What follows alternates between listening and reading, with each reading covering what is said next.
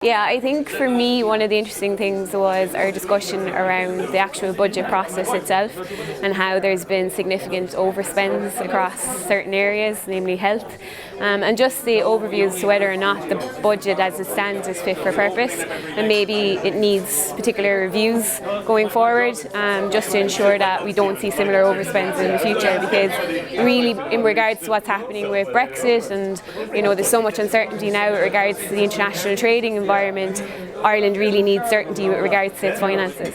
I suppose one concern the Fiscal Council will have is that the government have been setting out pretty reasonable plans for the last number of years, but haven't been followed through in them. The government have been looking at spending and tax plans that on paper at least look reasonable, but as you progress through each year we see significant slippage, overspending in various departments, issues on the revenue side. That means the public finances are unnecessarily vulnerable to the consequences that a hard Brexit might bring. My three key takeaways were that Brexit is a regional shock that we haven't really prepared for, so places like Cavan and Monaghan are going to get hit a lot harder than Limerick City and Cork City, that it's a sectoral shock and that it's going to hurt agri-food and transport sectors far more than high-tech and ICT, and the third is that it's almost certainly going to be a big shock between the relationship of the North and the Republic.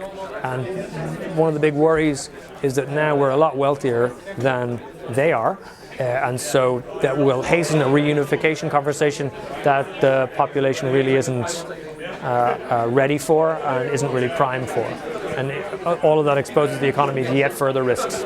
And in terms of the regional shocks, so there's been 3 years to prepare regions, but it hasn't taken place. No, it hasn't. The government's been pretty poor on planning for regions and regional policy. It typically treats the country as one big thing when it comes to these macro factors, and that's a big worry because, of course, not every sector is located equally everywhere.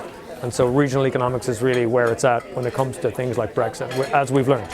You were recently talking to Megan Scully in the Limerick Post show about Brexit. I was, yeah. And one of her questions was about how it will impact Limerick. We also heard Dr. Stephen Kinsley there mention that there is no regional plan. Yes, yeah, there isn't. He's right, there is no regional plan, and it is something that we should be concerned about, particularly when you think about the fact that Project Ireland 2040, its key goal is balanced regional development. So the fact that much of the shocks are going to be regional, and we can't predict how significant or they'll be, we really do need to have more of a focus on the regional aspect, and I think it does pose a threat with regards to us being able to achieve the goals that have been set out under Project Ireland 2040, which is concerning.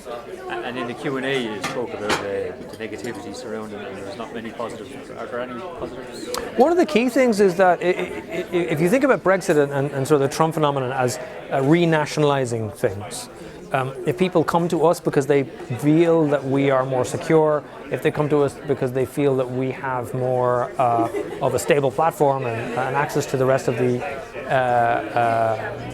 European market, then that could be very good for us. But when you add up the benefits and you subtract the costs, overall Brexit is still negative. In terms of budget and Brexit, is it an area of uncertainty in your own point of view? Yeah, so the whole Brexit situation generates, I suppose, unprecedented uncertainty from an Irish perspective. That the budget will be delivered in less than 2 weeks' time, and it's 5 weeks before we know what the outcome of the Brexit process will be, if there will be an outcome at all. And it is something that I suppose is unprecedented in its nature. We do think the government should still stick to its plans. It's set out a plan for an overall budget package of 2.8 billion earlier in the year, regardless of the composition of the actual measures it introduces. In overall terms, the Fiscal Council thinks they should stick to that 2.8 billion.